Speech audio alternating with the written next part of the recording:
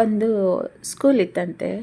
ಆ ಸ್ಕೂಲಲ್ಲಿ ಮಕ್ಕಳು ಎಲ್ಲ ಆಟಕ್ಕೆ ಹೋದ್ಮೇಲೆ ಮಕ್ಕಳದು ಪೆನ್ಸಿಲ್ಲು, ಇರೇಸರು, ಆಮೇಲೆ ಪೆನ್ನು, ಶಾರ್ಪ್ನರು ಎಲ್ಲ ಕಳ್ಳತನ ಆಗ್ತಾ ಇತ್ತಂತೆ.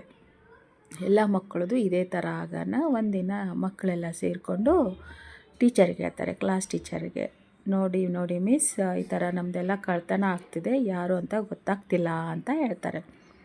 ಅದೇ ಹಂಗೆ ಸುದ್ದಿ ಆಗ್ತಾ ಆಗ್ತಾ ಪ್ರಿನ್ಸಿಪಲ್ಗೆ ಗೊತ್ತಾಗುತ್ತೆ. ಪ್ರಿನ್ಸಿಪಲ್ ಹೇಳ್ತಾರೆ, ಏನಿದು ಇಷ್ಟು ದೊಡ್ಡ ವಿಷಯ ಆಗಿದೆ, ಯಾರದು ಕಳ್ಳ ಅಂತ ಕಂಡುಹಿಡೀರಿ ಅಂತ ಸ್ಟ್ರಿಕ್ಟಾಗಿ ಆರ್ಡ್ರ್ ಮಾಡೋಣ. ಟೀಚರು ಕಳ್ಳನ ಕಂಡುಹಿಡಿತಾರೆ. ಒಬ್ಬ ಹುಡುಗನ ಹಿಡ್ಕೊಂಬಂದು, ಇವನೇ ನೋಡಿ ಕಳ್ಳತನ ಮಾಡೋದು ಅಂತ ಅವ್ನ ಬ್ಯಾಗ್ ಚೆಕ್ ಮಾಡ್ತಾರೆ. ಸಿಕ್ಕಾಪಟ್ಟೆ ಪೆನ್ಸಿಲ್ಸು, ಶಾರ್ಪ್ನರು, ಪೆನ್ಸು ಎಲ್ಲ ಇರುತ್ತೆ. ಅವ್ರ ಪೇರೆಂಟ್ಸ್ನ ಕರೆಸಿ ಅಂತ ಪ್ರಿನ್ಸಿಪಲ್ ಹೇಳ್ತಾರೆ. ಅವ್ರ ತಾಯಿ ಬರ್ತಾರೆ. ತಾಯಿ ಬಂದಮೇಲೆ ಹೇಳ್ತಾರೆ, ಏನು ಮೇಡಮ್, ಒಳ್ಳೆ ಬುದ್ಧಿ ಕಲ್ಸೋಕ್ಕಾಗಲ್ವಾ? ಏನು ಮಗ ನೋಡಿದರೆ ಪೆನ್ಸಿಲ್ ಕದೀತಾ ಇದ್ದಾನೆ, ಪೆನ್ ಕದೀತಾ ಇದ್ದಾನೆ, ಯಾಕೆ ಮನೇಲಿ ಕೊಡ್ಸೋಕ್ಕಾಗಲ್ವಾ ನೀವು?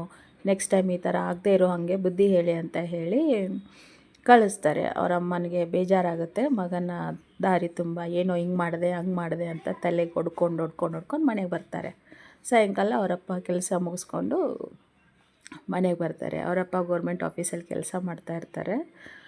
ಮನೆಗೆ ಬಂದಮೇಲೆ ಅವರಮ್ಮ ಹೇಳ್ತಾರೆ, ರೀ ನೋಡಿರಿ, ನಿಮ್ಮ ಮಗ ಇವತ್ತು ಎಷ್ಟು ಅವಮಾನ ಮಾಡಿಬಿಟ್ಟ ನನಗೆ ಸ್ಕೂಲಲ್ಲಿ.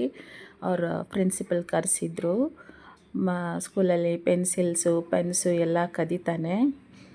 ಯಾಕೆ ಎಷ್ಟೊಂದು ಕೊಟ್ಟಿದ್ದೀರಾ ನೀವು, ಆದರೂ ಈ ಥರ ಮಾಡಿ ನನಗೆ ತುಂಬ ಬೇಜಾರಾಯಿತು. ಮಗನಿಗೆ ಸರಿಯಾಗಿ ಪಾಠ ಬುದ್ಧಿ ಹೇಳಲ್ವಾ ಅಂತ ಬೈದರು ಅಂತ ಹೇಳ್ತಾರೆ. ಅದಕ್ಕೆ ಅವರಪ್ಪನಿಗೂ ಕೋಪ ಬಂದುಬಿಟ್ಟು ತಲೆಗೆ ಡೇಟ್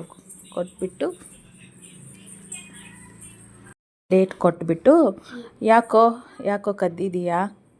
ನಿನಗೇನು ನಾನು ತಂದು ಕೊಟ್ಟಿಲ್ವಾ? ಪೆನ್ಸಿಲ್ಸ್ ಎಷ್ಟು ಕೊಟ್ಟಿದ್ದೀನಿ, ಆಮೇಲೆ ಪೆನ್ಸು, ಶಾರ್ಪ್ನರು, ಬುಕ್ಸು ಮೊದಲು ಮಾಡಿ ಎಲ್ಲ ಆಫೀಸಿಂದ ತಂದು ಕೊಟ್ಟಿದ್ದೀನಲ್ಲ ಅಂತ ಹೇಳಿದ ತಕ್ಷಣ ಹುಡುಗ ತಲೆ ಎತ್ತಿ ತಂದೆ ಮುಖ ಹೇಳ್ತಾನೆ, ಅಲ್ಲ ಅಪ್ಪ, ನೀನು ಕೊಡಿಸ್ಕೊಡ್ತೀನಿ ಅಂತ ಹೇಳಿಲ್ಲ, ಆಫೀಸಿಂದ ತಂದು ಕೊಡ್ತೀನಿ ಅಂತ ಹೇಳ್ತಿದ್ದೀಯಲ್ಲ, ನೀನು ಕೂಡ ಆಫೀಸಲ್ಲಿ ಕದಿಯೋದೆ ತಾನೇ, ಆಫೀಸಿಂದ ಯಾಕೆ ತರ್ತೀಯ? ನೀನು ನಿನ್ನ ದುಡ್ಡಲ್ಲಿ ನನಗೆ ತಂದು ಕೊಡಬೇಕಲ್ವ ಅಂತ ಹೇಳಿದ್ದಕ್ಕೆ ತಂದೆ ತಾಯಿ ತಲೆ ತಗ್ಗಿಸಿ, ಓ ಇದು ನಮ್ಮ ತಪ್ಪು ಅಂತ ಆವಾಗ ಅರಿವಾಗುತ್ತೆ. ಸೊ ಅದಕ್ಕೆ ಹೇಳೋದು, ಮನೆಯೇ ಮೊದಲ ಪಾಠಶಾಲೆ ಅಂತ. ಅರ್ಥ ಆಯ್ತಲ್ಲ?